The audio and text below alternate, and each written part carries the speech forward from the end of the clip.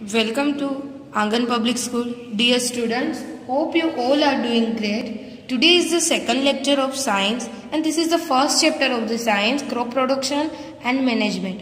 Okay. In previous lecture we discussed about agriculture practices, basic practices of crop production, preparation of the soil. Okay. And now today we are going to do sowing and adding manure and fertilizer and some benefits of the manure.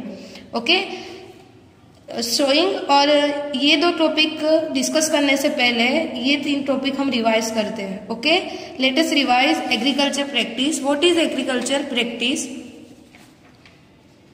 Various activities used for agriculture production. Okay, बहुत सारी agriculture production यानी crop production के लिए बहुत सारी activities हम use करते हैं, जैसे कि सोइंग करना, फिर इरिगेशन, फिर प्रोटेक्शन फ्रॉम वीड्स, हार्वेस्टिंग करना, स्टोरेज करना.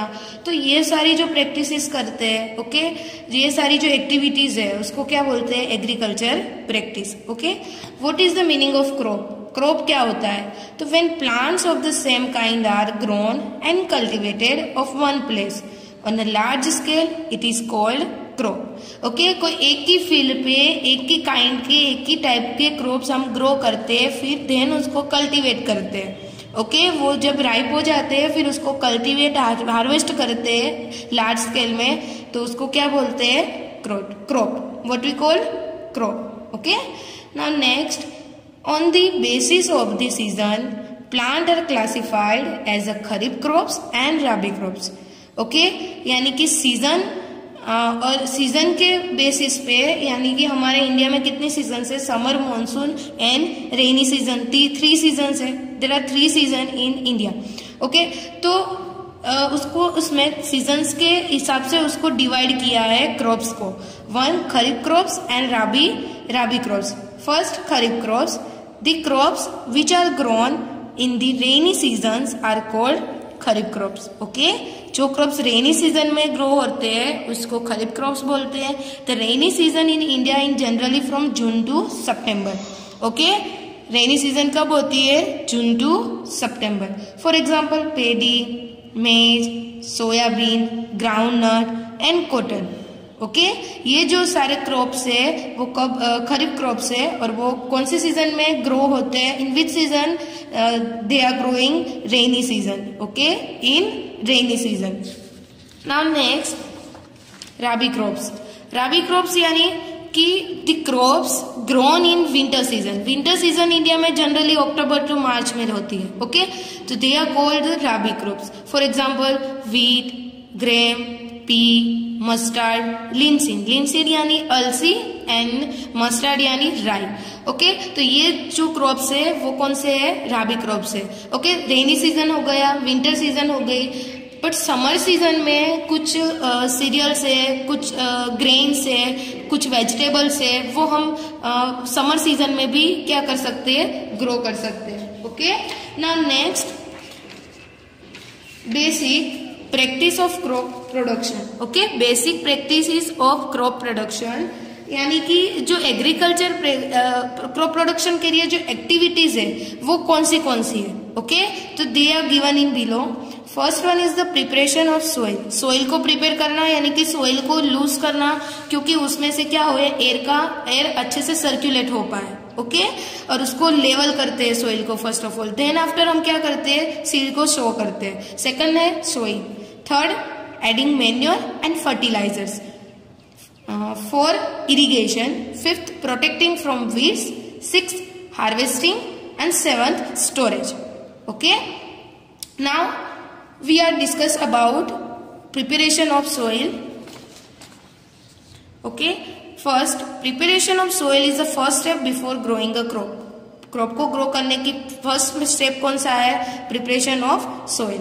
Second, due to ploughing the soil become loose and turning up down. Ploughing यानी खेड़ना, खेत को खेड़ना बोलते हैं ना, उसको क्या करते हैं? प्लाव जैसा एक क्या आता है? इंस्ट्रूमेंट आता है, उससे वो क्या करते हैं? सोइल को अप डाउन करते हैं और उसको लूज करते हैं. तो the loose soil allows the roots to breathe easily. Okay, जिसकी वजह से एयर अच्छे से सर्कुलेट हो और रूट अच्छे से इजीली क्या कर पाए? ब्रीथिंग कर पाए. Okay, the लूजन soil help in the growth of earthworms and microbes present in the soil. Okay, एक तो माइक्रोब्स होते हैं जो बैक्टीरियाज कुछ होते हैं और जो अर्थवर्म्स होते हैं वो भी सोइल को लूज करने में क्या करते हैं, हेल्प करते हैं, और वो उसमें क्या ऐड करते हैं, ह्यूमस ऐड करते हैं. They add humus to the soil.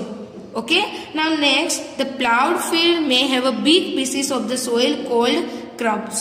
Okay, field में, खेत में आपने देखा होगा बड़े बड़े गड्ढे होते हैं, ओके, मिट्टी के, तो उसको क्या बोलते हैं, क्रम्स बोलते हैं, पर उसको हमें ब्रेक करना जरूरी है.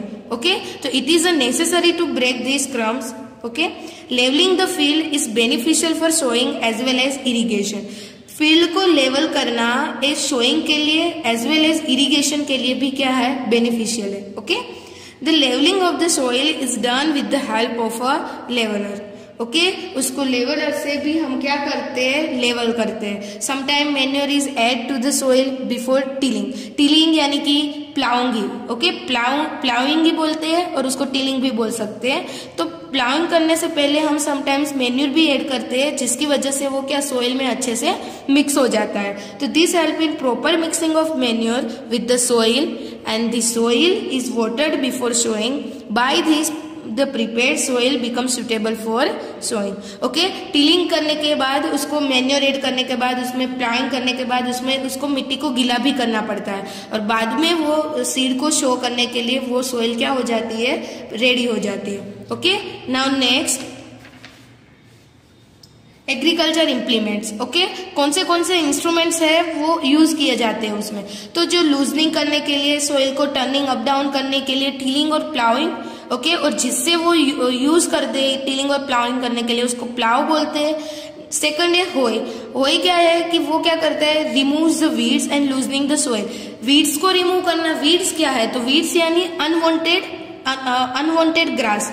ओके, आपने देखा होगा खेत में कोई क्रॉप होता है, उसके साथ साथ कोई घास भी होता है ऐसे, तो उसको वीड्स बोलते हैं. जो अनवांटेड होता है वो क्या करता है कि वो डैमेज करता है क्रॉप्स को. क्यों, क्योंकि क्रॉप्स को जो न्यूट्रिएंट्स चाहिए वो जो अनवांटेड ग्रास वहां पे ग्रो होता है वो न्यूट्रिएंट्स वो ले लेता है.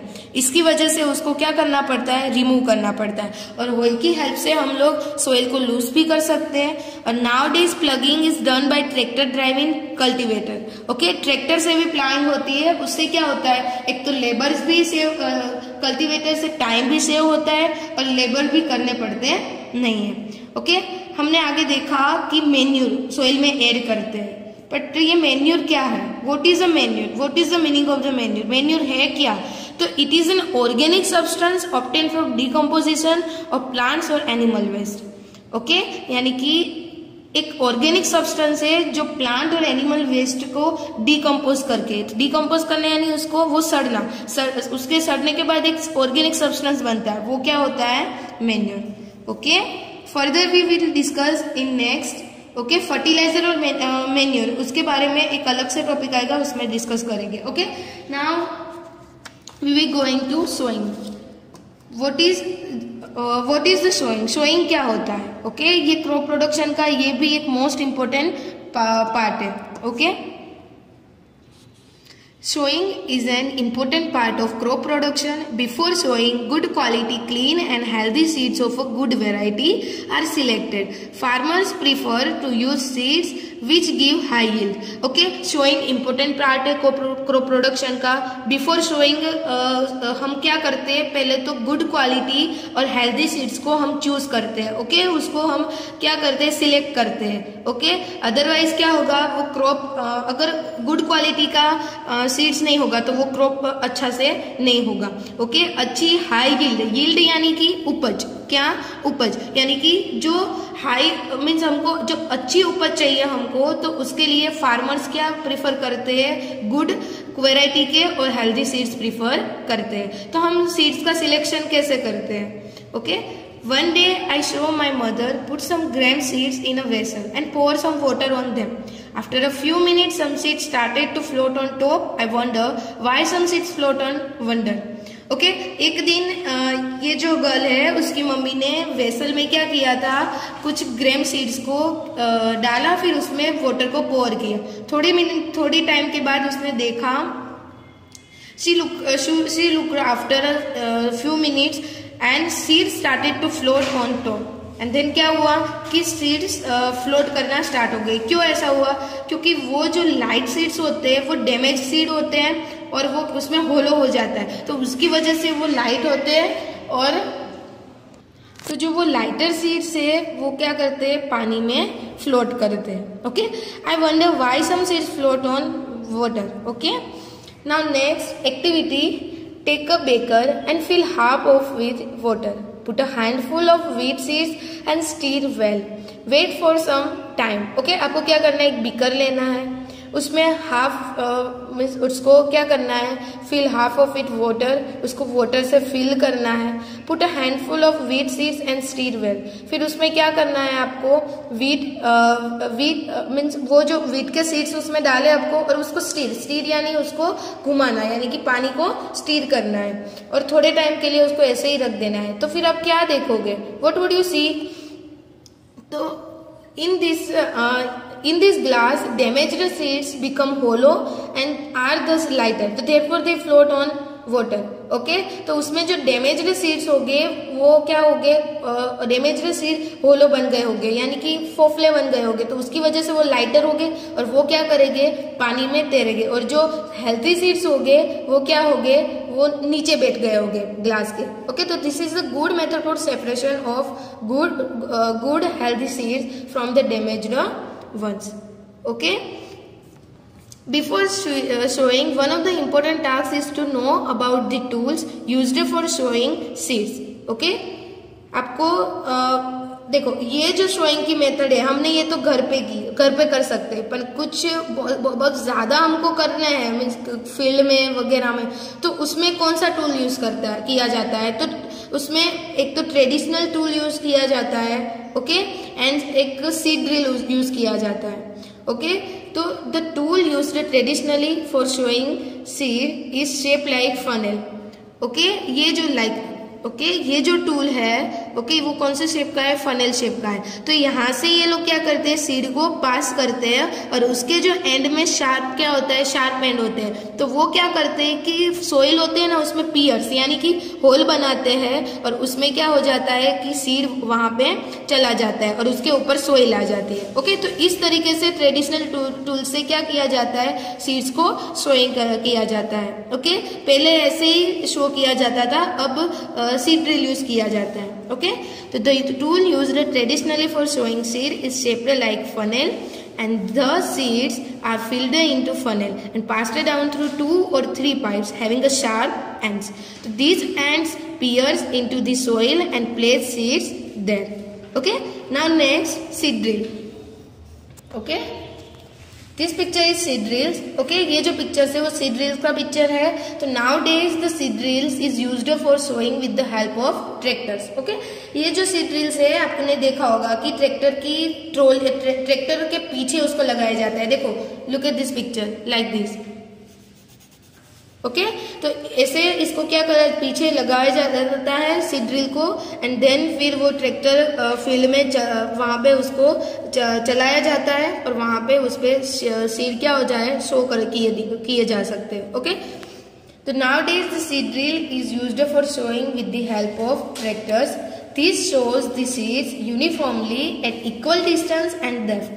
सीड ड्रिल की वजह से क्या होता है कि जो सीड्स होते हैं वो इक्वल डिस्टेंस और डेप्थ में शो किए जाते हैं। Okay, and ensure that seeds get covered by soil after sowing.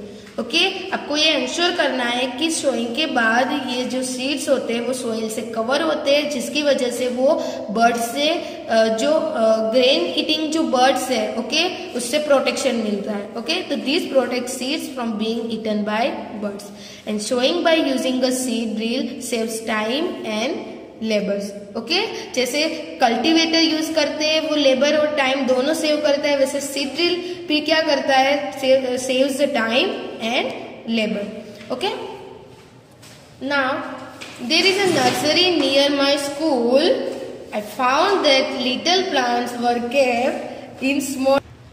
I found that little plants were kept in a small bag. So why are they kept like this? Okay, आपने देखा होगा कई बार nurseries में या तो कई बार हम क्या करते हैं, पहले क्या करते हैं, सीड्स शो करके फिर उसमें से सीडलिंग्स ग्रो करते हैं. ओके, तो फिर उसको फील्ड में क्या किया जाता है, उसको शो किया जाता है. ओके, तो वो कैसे होता है कि नर्सरीज में भी प्लांट, कुछ फ्लावरिंग प्लांट्स होते हैं वगैरह, तो उसको पहले हम क्या नर्सरी से हम लाते हैं घर. ओके, तो seeds of a few plant such as a paddy are first grown in a nursery. जैसे पेडी जैसा प्लांट है तो उसको पहले नर्सरी में ग्रो किया जाता है. When they grow into seedlings, जब उसमें सीडलिंग्स ग्रो होते हैं, they are transplant into the field manually, फिर उसको ट्रांसफर किया जाता है फील्ड में. तो some forest plant and flowering plants are also grown in the nursery. तो कुछ फॉरेस्ट प्लांट्स होते हैं और फ्लावरिंग प्लांट्स होते हैं, उसको भी ऐसे ही क्या किया जाता है, नर्सरी से लेके फिर ग्रो किया जाता है. ओके, तो appropriate distance between the seeds is necessary to avoid overcrowding of plant. यानी कि सीड्स के डिस्टेंस रखना, ओके, वो नेसेसरी है, क्योंकि वो क्या अवॉइड करता है, ओवर क्राउडिंग. अगर ओवर क्राउडिंग होगा तो कुछ प्लांट्स को अच्छे से सनलाइट्स भी नहीं मिलेगी, फिर सफिशिएंट न्यूट्रिएंट्स भी नहीं मिलेंगे सोइल में से. ओके, तो this allows plant to get sufficient sunlight, nutrients and water from the soil. अगर प्लांट्स ओवर क्राउड नहीं होंगे तो ही उसको सफिशिएंट सनलाइट, न्यूट्रिएंट्स और वाटर सोइल में से अच्छे से मिलेगा. At times a few plants may have to be removed to prevent overcrowding. Okay, at times यानी few plants may have to be removed to prevent overcrowding. Okay, कुछ plants को हम क्या करते हैं, ओवर क्राउड होने से प्रिवेंट कर देते हैं. ओके, प्रिवेंट बचाते हैं उसको. Now next, adding manure and fertilisers. Okay, adding manure and fertilisers. तो मैन्योर एंड फर्टिलाइजर्स क्या है, तो the substances which are added to the soil in the form of nutrients for the healthy growth of plants are called manure and fertilisers. यानी manure and fertilisers ऐसे substance है जिसको soil में हम add करते हैं, जिससे न्यूट्रिएंट्स मिलते हैं, और वो न्यूट्रिएंट्स होते हैं वो प्लांट्स के हेल्दी ग्रोथ के लिए यूजफुल है. ओके, पर manure and fertilizer both are different. Manure is organic substance and fertilizer is inorganic substance. Okay, क्योंकि फर्टिलाइजर्स फैक्ट्रीज में प्रोड्यूस किया जाता है, केमिकल सब्सटेंस यूज किए जाते हैं, और मैन्योर्स में प्लांट्स और एनिमल्स को का जो वेस्ट होता है उसको डिकम्पोज करके बनाया जाता है. Okay, so both are different. I show healthy crop growing in a farm. In the neighboring farm, the plants were weak. Why do some plants grow better than others? Okay, ऐसा क्यों हुआ, उसके neighbour का जो plant है वो क्यों week है, क्यों, क्योंकि जो हेल्दी क्रॉप है उसमें सारे के सारे वो क्रॉप को न्यूट्रिएंट मिल रहे हैं. ओके, क्योंकि उसमें मैन्योर या फर्टिलाइजर ऐड किया होगा. बट ये जो वीक प्लांट है उसमें लैक ऑफ न्यूट्रिएंट्स हो गए, उसमें जितने एडिक्वेट मात्रा में उसमें हो गए नई न्यूट्रिएंट्स. इसके लिए वो प्लांट कैसा हुआ है, वीक. ओके, उसमें क्योंकि मैन्योर या फर्टिलाइजर ऐड किया नहीं होगा. Soil supplies mineral nutrients to the crop plants. Okay, soil क्या करता है कि मिनरल न्यूट्रिएंट्स को सप्लाई करता है क्रॉप प्लांट्स को, and these nutrients are essential for the growth of plants. और ये जो न्यूट्रिएंट्स है वो नीडेड है, एसेंशियल है प्लांट्स के ग्रोथ के लिए. In the certain areas, farmers grow crop after crops in the same field. Okay, कुछ एरिया में फार्मर्स क्या करते हैं, क्रॉप्स ग्रो करते हैं after crops in the same field. Okay, यानी कि वही सेम फील्ड में ही क्या करते हैं, क्रॉप क्या करते हैं, ग्रो करते हैं. The field is never left uncultivated और फेलो. ओके, फील्ड को वो लोग अनकल्टिवेटेड रखते हैं. ओके, कल्टिवेट नहीं करते, is never left uncultivated. Okay, and imagine what happens to the nutrients. Okay, continuous cultivation of crops make the soil poor in nutrients. Okay, continuous एक crop production किया, second उसके बाद directly आपने दूसरा crop production के लिए किया आपने. ओके, प्रोड्यूस किया आपने. ओके, ग्रो किया, तो क्या होगा कि उसमें क्या हो जाएगा, सोइल में न्यूट्रिएंट्स की कमी हो जाएगी, lake of nutrients in soil. Okay, तो उसकी वजह से क्या होगा कि क्रॉप्स अच्छे से ग्रो नहीं हो पाएंगे. यानी कि continuous cultivation of crops make the soil poor in nutrients. Okay, एक क्रॉप के बाद आपने डायरेक्टली सेकंड क्रॉप आपने ग्रो करना स्टार्ट कर दिया तो वो क्रॉप्स थोड़े वीक रहेंगे। ओके, क्यों? क्योंकि लैक ऑफ न्यूट्रिएंट्स की वजह से, और इसकी वजह से हमको एक दो क्रॉप के ग्रो करने के बीच में हमको थोड़ा टाइम सोइल को रेस्ट देना होता है। ओके, इसके लिए farmers have to add manure to the field to replenish the soil with the nutrients. Replenish यानी सोइल को फुल करना न्यूट्रिएंट्स है। ओके, इसलिए फार्मर क्या करते हैं, न्यूट्रिएंट मीन्स एक क्रॉप प्रोडक्शन हो जाए तो फिर वो लोग मैन्योर या तो फर्टिलाइजर डाल के उसमें क्या करते हैं, न्यूट्रिएंट्स को रेप्लेनिश, सोइल को रेप्लेनिश करते हैं न्यूट्रिएंट्स से। ओके, उसको फुल करते हैं सोइल्स को। तो this process is called manuring. Okay, and improper or insufficient manuring result a weak plant. Manure is an organic substance obtained from the decomposition of plant or animals wastes. Okay, as I told before, जैसे मैंने पहले बताया वैसे ही manure is an organic substance obtained from the decomposition of plant and animal wastes. Farmers dump plants and animal waste in pits at open places and allow it decompose, and the decomposition is caused by some microorganism. Okay, farmers क्या करते हैं कि cow dung से, okay, animals के जो डंग से, फिर plants का जो वेस्ट है, ओके, मीन्स सूखे पत्ते हैं, वो सबको क्या करते हैं एक जगह पे वो लोग खड्डा खोद के वहाँ पे ओपन एरिया में रखते हैं, और फिर क्या होगा, वो डिकम्पोज होना स्टार्ट हो जाए। और डिकम्पोज किसकी वजह से होता है, सम माइक्रो ऑर्गेनिजम्स की वजह से होता है। और ये जो डिकम्पोज हुआ मैटर है is used as a organic manure, उसको क्या बोलेंगे, organic manure. Okay, now next, here are given one activity. Okay, take a moong or gram seed and germinated them.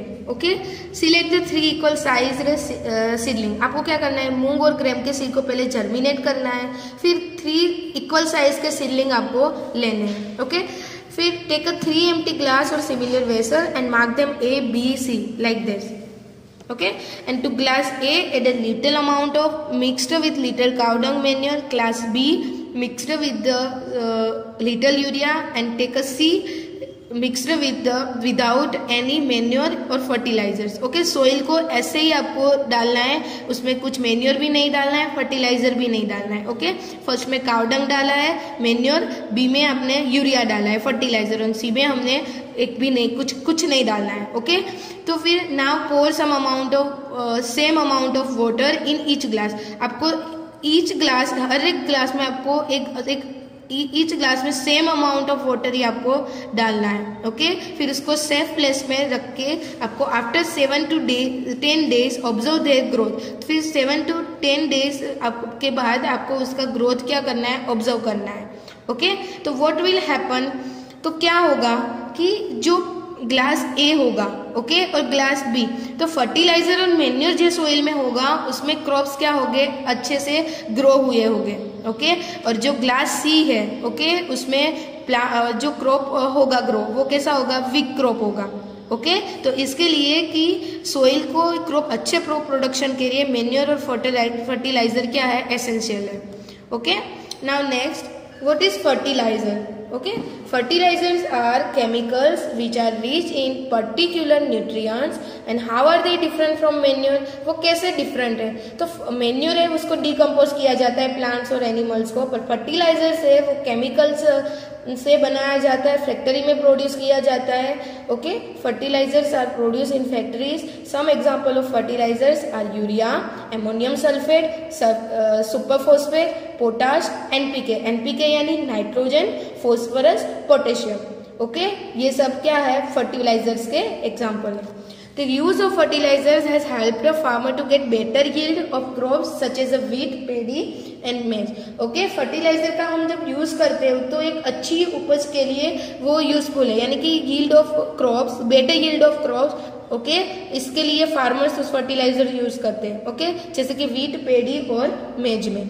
But excessive use of fertilizers has made the soil less fertile. But बहुत ज्यादा use करेंगे fertiliser को, soil को क्या करती है, less fertile करती है। तो उसकी वजह से क्या होगा कि क्रॉप प्रोडक्शन अच्छे से नहीं होगा। तो फर्टिलाइजर है also become a source of water pollution.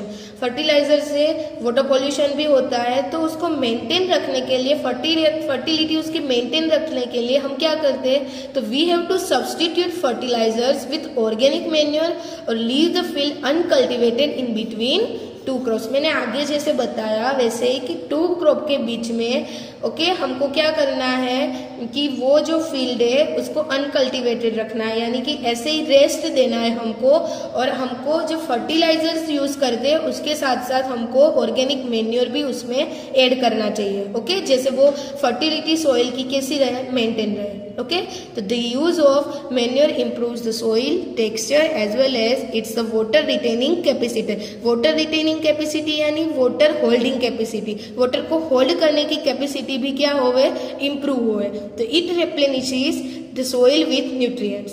इसकी वजह से ये सोइल को क्या करने हैं, न्यूट्रिएंट से फुल कर देगा। Next, another method of the replenishing the soil with nutrients is through the crop rotation। Crop rotation भी न्यूट्रिएंट सोइल में क्या हो जाएंगे, फुल हो जाएंगे। This can be done by growing different crops alternately.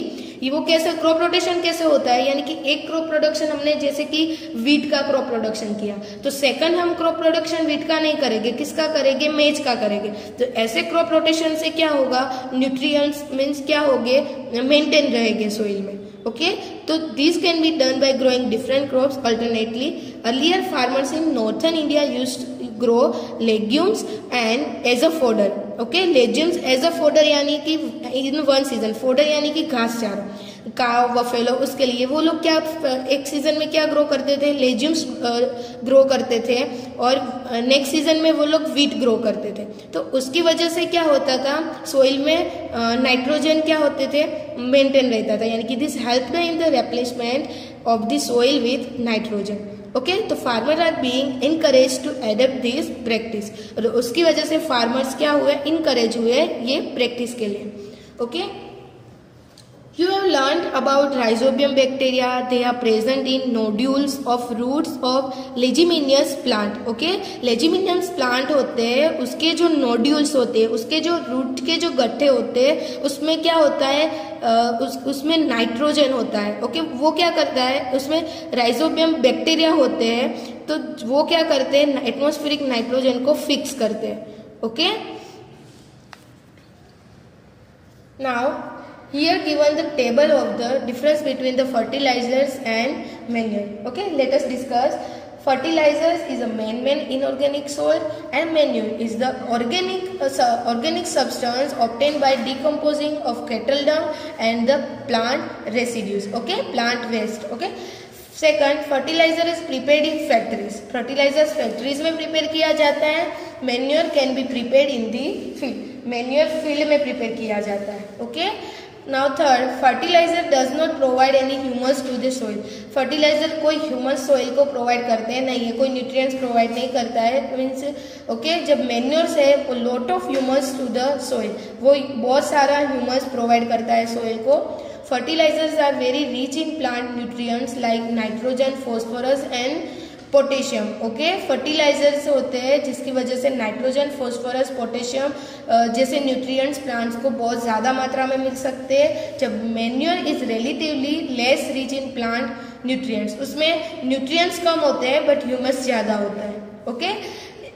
This is the difference between the fertilizers and manure. Now let's come to the next point, advantages of manure। what is the advantages of manure? तो the organic manure is considered better than fertilizers। Fertilizer से better है manure use करना। क्यों? क्योंकि वो क्या करता है, it enhance the water holding capacity of the soil. Enhance यानी इम्प्रूव करना, वो water holding, water retaining capacity है, वाटर को होल्ड करने की कैपेसिटी सोइल में वो इम्प्रूव करता है। It makes the soil porous due to which exchanges of gases becomes easy. Soil को पोरस यानी कि उसको होल, उसमें होल्स बनाता है, उसको लूज करता है, जिसकी वजह से इजीली गैस क्या होता है, सर्कुलेट होता है, इजीली एयर सर्कुलेट हो जाती है उसमें से। Now third, it increases the number of friendly microbes, उसकी वजह से अर्थवॉर्म और काफ़ी सारे ऐसे सोइल के लिए हेल्पफुल माइक्रोब्स है वो क्या होते हैं, इंक्रीज होते हैं। It improves the texture of the soil, okay, और वो क्या इम्प्रूव करता है कि सोइल का टेक्सचर भी क्या करता है, इम्प्रूव करता है। Okay student, hope you all are students understood. Okay, today's lecture is complete here, and in next lecture we will continue with the irrigation and protection from weeds. Okay student, stay home, stay safe, keep learning.